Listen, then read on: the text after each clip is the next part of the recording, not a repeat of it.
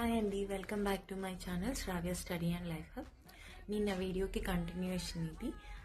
Career గ్యాప్లో ఉన్నవాళ్ళు restart ఎలా చేయాలని. ఇక్కడ 2 కేటగిరీస్ ఉంటాయి మెయిన్గా. అసలు ఎలాంటి ఎక్స్పీరియన్స్ లేకుండా గ్రాడ్యుయేషన్ అయ్యాక ఒక 4-5 ఇయర్స్కి మళ్ళీ ఏదన్నా జాబ్ చేయాలి, ఐటీ సెక్టార్కి రావాలి అనుకునే వాళ్ళు కేటగిరీ 1. ఇంకొక కేటగిరీ వచ్చేసి ఆల్రెడీ జాబ్ చేసి ఉంటారు, మధ్యలో ఏదైనా కారణం, మ్యారేజ్ కానీ ప్రెగ్నెన్సీ కానీ ఇలా ఇతరితర కారణాల వల్ల మధ్యలో గ్యాప్ తీసుకొని మళ్ళీ ఒక 2-3 ఇయర్స్కి స్టార్ట్ అవుదాం అనుకునే వాళ్ళు, వీళ్ళు సెకండ్ కేటగిరీ. ఇప్పుడు నేను సెకండ్ కేటగిరీ వాళ్ళు ఎలా ప్రొసీడ్ అవ్వాలో నేను చెప్తాను. ఫస్ట్ సాలిడ్గా మనకున్న స్కిల్ ఏంటో మనకు తెలుసు. ఒకవేళ దాంతోనే కంటిన్యూ అవ్వాలి అనుకుంటే మనం రెజ్యూమే ప్రిపేర్ చేసుకోవాలి. ఆ రెజ్యూమేలో మన ఓల్డ్ ఎక్స్పీరియన్స్ అంతా క్లియర్గా మెన్షన్ చేయాలి. ప్లస్ మనము గ్యాప్ ఎందుకు వచ్చింది అనేది క్లియర్గా మెన్షన్ చేయాలి. అండ్ ఆ గ్యాప్లో మనం టైం వేస్ట్ చేయకుండా ఏం చేసాం, ఏదైనా కొత్త స్కిల్ నేర్చుకున్నామా ఏంటి అనేది క్లియర్గా మెన్షన్ చేయాలి.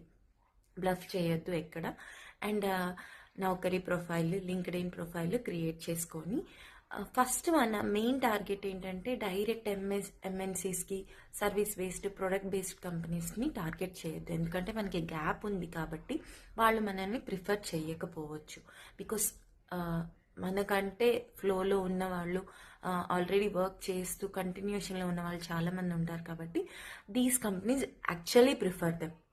మనకి ఛాన్స్ ఉండకపోవచ్చు.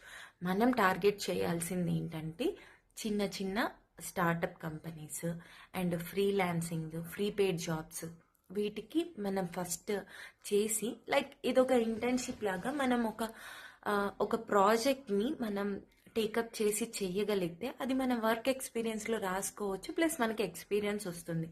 సో హ్యాండ్స్ ఆన్ చెయ్యాలి. అలా ఆపర్చునిటీస్ ఉన్న వాటికి నెంబర్ ఆఫ్ జాబ్స్కి అప్లై చేయండి. రెజ్యూమే అనేది చాలా కరెక్ట్గా ఉండాలి. ఇఫ్ నీడెడ్ మీరు నాకు మెసేజ్ చేయండి, నేను టెంప్లెట్ మీకు ఇస్తాను, కరెక్ట్ రెజ్యూమే ఎలా ఉండాలి ఏంటి అనేది. సో ఏంటంటే ఫ్రీలాన్సింగ్ జాబ్స్కి మీకు గుర్తుంటే కోవిడ్ టైంలో చాలామంది కోవిన్ యాప్కి వీటికి సాఫ్ట్వేర్ డెవలపర్స్ ఫ్రీగా డెవలప్ చేశారు. వాళ్ళకి ఏం పే చేయలేదు, కానీ వచ్చిన ఎక్స్పీరియన్స్ వల్ల వాళ్ళ రెజ్యూమేస్లో పెట్టుకోవడంతో వాళ్ళకి హై పెయిడ్ జాబ్స్ తర్వాత చాలా వచ్చాయి. సో ఎప్పుడు కూడా ఇప్పుడు మనమున్న సిచ్యువేషన్లో మనం ఫస్ట్ టార్గెట్ చేయాల్సింది చిన్న companies, startups, freelancing and skill develop చేసుకోండి.